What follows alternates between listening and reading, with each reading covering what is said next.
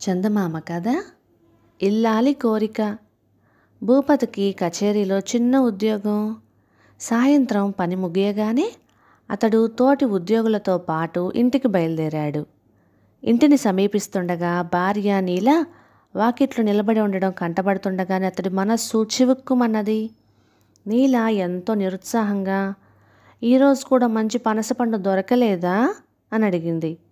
దొరికితే తేకపోదునా, దుకాణం వాడు రేపు మంచి పళ్ళు వస్తాయని చెప్పాడు అంటూ భూపతి తల పక్కకు తిప్పుకున్నాడు. భూపతి సంపాదన ఇంటి ఖర్చులకు బొటాబొటిగా సరిపోతున్నది. నెలలు నిండి ఉన్న భార్య ఈనాటి వరకు అతన్ని అది తినాలని ఉన్నది, ఇది తినాలని ఉన్నది అంటూ ఏమీ కోరలేదు.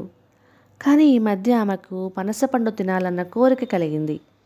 ఆమె మొహమాట పడుతూనే ఆ సంగతి భర్తకు చెప్పింది. పనసపండు కొనాలంటే కనీసం 6 రూపాయలైనా కావాలి. నెలాఖరు రోజులు కావటంతో భూపతి దగ్గర అంత మొత్తం లేదు. అప్పు అడుగుదామంటే తోటి ఉద్యోగుల పరిస్థితి అలాగే ఉన్నదని అతడికి బాగా తెలుసు. ఆ కారణంగా అతడు పనసపండు తీసుకురాకపోవటానికి ఏదేదో వంకలు చెప్పేస్తున్నాడు. ఆ రాత్రి భూపతికి సరిగ్గా నిద్ర పట్టలేదు. తాను సాయంత్రం ఇంటికి వస్తూ ఎవరి పెరట్లోనో చూసిన పనస చెట్టు అతడికి గుర్తుకు వచ్చింది. దానికి బోలెడు పనసకాయలు వేలాడుతున్నాయి. చీకటి మాటను పోయి ఒకటి కోసుకు వస్తే భార్య కోరిక తీరుతుంది. భూపతి ఇలా కొంతసేపు ఆలోచించి భార్య మంచి గాఢ నిద్రలో ఉండడం గమనించి ఒక గోనె సంచి తీసుకొని పెరటి దారిన బయటకు బయలుదేరాడు.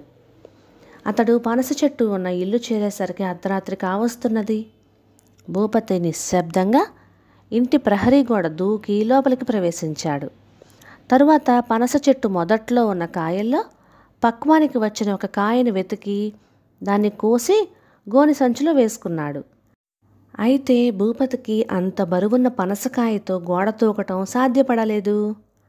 అతడు వీధి వాకిలి తెరుచుకొని బయటికి పోవచ్చు అనుకుంటూ గోడ పక్కగా కొంత దూరం నడిచి అక్కడ కనబడిన దృశ్యం చూసి నిర్ఘాంతపోయాడు. ఒక మనిషి గుబురుగా పెరిగి ఉన్న జామ మొక్కల పక్కన చీకట్లో గుంట తవ్వుతున్నాడు. అతడి పక్కన గోనె సంచిలో ఏదో ఉన్నది. తను దొంగగా ఆ పెరట్లోకి వచ్చిన సంగతి మర్చిపోయిన భూపతి ఎవరి వాళ్ళు అంటూ ఆ మనిషిని కరుకుగా ప్రశ్నించాడు. గుంట తవ్వుతున్న మనిషి ఆ ప్రశ్న వింటూనే అదిరిపడి చేతిలో ఉన్న గుణపాన్ని జార విడుస్తూ, బాబాబు కాస్త గొంతు తగ్గించి మాట్లాడు, మా ఆవిడ లేచి వస్తుంది అన్నాడు మెల్లగా మూసి ఉన్న పెరటి తలుపుకేసి ఎంతో భయంగా చూస్తూ. అతను ఆ ఇంటి యజమాని అని తెలుసుకున్న భూపతి వెలవెలపోతూ భుజాన ఉన్న గోనె సంచిని కింద పెట్టి, క్షమించండి, మా ఆవిడ కోసం మీ చెట్టు నుంచి ఒక పనసకాయ కోసుకుపోతున్నాను అన్నాడు. ఇంటి యజమాని భూపతికేసి చూసి ఆశ్చర్యంగా, పనసకాయా? ఒకటి కాకపోతే 10 కోసుకెళ్ళు. ముందు ఈ గుంట తవ్వటంలో నాకు కాస్త సాయం చెయ్యి. ఈ గోణిలో ఉన్న చచ్చిన పిల్లిని గుట్టుమట్టుగా పాతిపెట్టాలి అన్నాడు. భూపతి బ్రతుకు జీవుడా అనుకుని గుణపం తీసుకుని గుంట తవ్వసాగాడు. ఇంటి యజమాని చిన్న గొంతుతో గోణిలో ఉన్న పిల్లి కదా ఇలా చెప్పాడు. ఆ పిల్లి అంటే అతడి భార్యకు పంచప్రాణాలు. 4 రోజుల క్రితం ఆమె బంధువుల ఇంటికి పెళ్ళికి పోతూ పిల్లిని కూడా తీసుకుపోవాలి అనుకున్నది. ఇప్పటికే ఆమెకు ఆ పిల్లికి ఉన్న నేస్తాన్ని గురించి పక్క ఇళ్ళ వాళ్ళు కథలుగా చెప్పుకుంటున్నారు. ఆ కారణం వల్ల భర్త ఆమెతో, దాన్ని ఇక్కడే వదిలి వెళ్ళు, పెళ్ళికి వెళుతూ పిల్లిని చంకన పెట్టుకుపోవడం దేనికి, అక్కడ నలుగురు విడ్డూరంగా చెప్పుకునేందుకా అన్నాడు. ఆమె కొంచెంసేపు ఆలోచించి, ఆ మాట నిజమే, ఆ కొత్త చోట నా ముత్యాల పిల్లికి దిష్టి తగిలినా తగలొచ్చు, ఇక్కడే వదిలి వెళతాను. దాని ఆలనా పాలన నువ్వే చూడాలి. తిరిగి వచ్చాక అది ఏమాత్రం చిక్కిపోయినట్టు కనిపించినా నీకు 4 రోజుల పాటు పస్తే అన్నది. ఆమె వెళ్ళిన మరుక్షణం నుంచి పిల్లి అరుస్తూ ఇల్లంతా తిరగసాగింది. ఆ 4 రోజులు అది పాలకు ఆసన కూడా చూడలేదు. సొమ్మసిల్లి గోడవారగా ముడుచుకొని పడుకున్నది. భార్య వచ్చే సమయానికి అది కళ్ళు తేలవేసి నిగడ తీసుకుపోయింది. అటు భార్య భయంతో ఏమీ పాలుపోని ఇంటి యజమాని దాన్ని గోనిలో వేసి అటక మీద దాచేశాడు. అతడి భార్య ఇంటికి వస్తూనే నా కన్న తల్లి, నా ముత్యాల పిల్లి ఎక్కడున్నావు అంటూ ఇల్లంతా వెతకసాగింది. పిల్లి చచ్చిపోయిందని చెబితే భార్య అన్నంత పని చేస్తుందని ఎరిగిన ఇంటి యజమాని ఆవిడతో, నువ్వు వెళ్ళిన రోజు రాత్రే అది నీకోసం బెంగ పెట్టుకొని ఎటో వెళ్ళిపోయింది, నువ్వు వచ్చావు కదా, అది వస్తుందిలే అని సర్ది చెప్పాడు. కానీ ఆమె పెద్ద గొడవ చేసి భోజనం చేయకుండా ఏడుస్తూ పడుకుంది. ఆమెకు కొంచెం కునుకు పట్టిందని తెలియగానే ఇంటాయన లేచి పిల్లిని పూడ్చిపెట్టేందుకు పెరట్లో గుంట తవ్వుతున్నాడు. భూపతి సాయంతో త్వరలోనే గుంట తవ్వటం పూర్తయింది. ఇంటి యజమాని అతడికి ఇంకేదో చెప్పబోతున్నంతలో అతడి భార్య తలుపు తీసుకొని వస్తూ, ఇంత చీకట్లో పెరట్లో ఏం చేస్తున్నావు అంటూ కోపంగా ప్రశ్నించింది. భార్యను చూస్తూనే ఇంటి యజమాని గాబరా పడిపోతూ గోనెను గుంటలోకి తోసి భూపతితో, నేను వెళ్తున్నాను బాబు, నువ్వు కాస్త గుంట పూడ్చి మరీ వెళ్ళు అంటూ భార్యకు ఎదురు వెళ్ళాడు. ఆ భార్యాభర్తలు ఇంట్లోకి పోగానే భూపతి గుంట మీద ఇంత మన్ను కప్పి వీధి వాకిలి గుండా బయటకు వచ్చి గబగబా ఇంటికేసి నడవసాగాడు. దారిలో అతడికి గస్తీ కాస్తున్న ఇద్దరు రక్షక భటులు తారసపడ్డారు. వాళ్ళు భుజం మీద గోనితో చీకట్లో పడిపోతున్న భూపతిని చూడగానే అనుమానించి, ఈ అర్ధరాత్రి వేళ ఎవడి ఇల్లు దోచి పరిగెడుతున్నావు అని అడిగారు. భూపతి గజగజ వణుకుతూ, అయ్యా, నేను పరిగెత్తడం లేదు, మామూలుగానే నెమ్మదిగానే నడిచిపోతున్నాను, నేనేం దొంగని కాదు, నా భార్య కోసం పనసకాయ పట్టుకుపోతున్నాను అన్నాడు.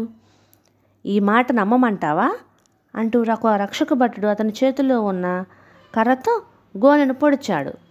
ఆ వెంటనే గోనిలో నుంచి మ్యావ్ అన్న పిల్లి అరుపు వినిపించింది. భూపతికి ఆశ్చర్యం కలిగింది. భార్య వస్తున్నదన్న గాబరాలో ఆ ఇంటి యజమాని పనసకాయ ఉన్న గోనెను గోతులోకి తోసేశాడన్నమాట. అతను చచ్చిందనుకున్న పిల్లి నిజంగా చావలేదు, తిండి తిప్పలేక సొమ్మసిల్లి పడిపోయి ఉంటుంది. రక్షక భటులిద్దరూ పిల్లి అరుపు వినగానే పెద్దగా నవ్వి, నీ పెళ్ళాం పిల్లిని పనసకాయ అని పిలుస్తుందా, నువ్వేదో మంత్రగాడివని మా అనుమానం, అందువల్లనే పిల్లిని ఈ అర్ధరాత్రి వేళ ఏ వల్లకాటుకో మోసుకుపోతున్నావు, తెల్లవారి నీ అసలు స్వరూపం బయట పెట్టిస్తాం, పద పద అంటూ భూపతి ఎంత చెప్తున్నా వినకుండా అతన్ని తీసుకుపోయి చెరసాలలో వేశారు. బాగా పొద్దెక్కిన తర్వాత చెరసాల అధికారి అక్కడికి వచ్చాడు. రక్షక భటులు ఆయనతో, అర్ధరాత్రి ఒకరిని పట్టుకున్నాము, వాడు మంత్రగాడని మా అనుమానం అని చెప్పి భూపతి ఉన్న గది దగ్గరకు తీసుకుపోయారు. భూపతి ఆ అధికారిని చూసి చాలా ఆశ్చర్యపడ్డాడు. రాత్రి ఆయన్నే పెళ్ళాం దగ్గర పిల్లిలా అతడు చూసి ఉన్నాడు. భూపతిని ఆ పక్కనే ఉన్న పిల్లిని చూడగానే అధికారికి సంగతి తెలిసిపోయింది. చచ్చిపోయిందనుకున్న పిల్లి బ్రతికి ఉండడం కనబడుతూనే ఆయనకు కలిగిన ఆనందం అంతా ఇంత కాదు. ఇక తాను ఇప్పట్లో భార్యకు భయపడవలసిన పని లేదు. ఆయన రక్షక భటుల కేసు కళ్ళెర్ర చూసి, ఈయన ఎంతో కాలంగా నాకు తెలుసు, గొప్ప మర్యాదస్తుడు, పెద్ద మనిషి, ఈయన మీరు మంత్రగాడు దొంగ అని చెరసాలలో పెట్టింది, ఇక్కడి నుంచి కదలండి అంటూ హూంకరించాడు. రక్షక భటులు బెంబేలు పడిపోతూ అక్కడి నుంచి వెళ్ళిపోగానే చెరసాల అధికారి భూపతిని విడుదల చేసి, మా కన్నతల్లి ప్రాణదాతలు మీరు, మీ రుణం ఎలా తీర్చుకోవాలో బోధపడటం లేదు, బంగారం లాంటి మీ పనసకాయ నా తొందరపాటు వల్ల గోతిపాలయ్యింది, ఈ డబ్బుతో మీ ఆవిడకు మంచి పనసపండు కొనుక్కు వెళ్ళండి అంటూ వద్దన్నా వినకుండా బలవంతంగా భూపతి చేతిలో 10 రూపాయలు పెట్టాడు. భూపతి పరమానందపడుతూ అక్కడి నుంచి బయలుదేరి బజారులో ఒక మంచి పనసపండు కొని ఇంటి దారి పట్టాడు. అతడు ఇల్లు చేరగానే వాకిట్లో పొరుగింటి మంత్రసాని పుల్లమ్మ ఎదురుపడింది. రాత్రంతా కనిపించలేదు, ఎక్కడికి వెళ్ళావు అని అడిగింది చిరుకోపంగా. ఏం చెప్పాలో తోచని భూపతి, మా ఆవిడ కోసం పనసపండు తెచ్చేందుకు వెళ్ళాను అన్నాడు. ఈ జవాబుకు పుల్లమ్మ నవ్వి, ఇక పనసపండుతో పని లేదు, నీ భార్య ఈ తెల్లవారు గట్ల పనసపండు లాంటి బాబుని కన్నది, లోపలికి రా చూద్దు గాని అన్నది. కథ సమాప్తం. ఇక ఈ కథ మీకు నచ్చినట్లయితే ఇలాంటి మరెన్నో తెలుగు చిట్టిపొట్టి కథల కోసం please like, share and subscribe to my channel. Thank you.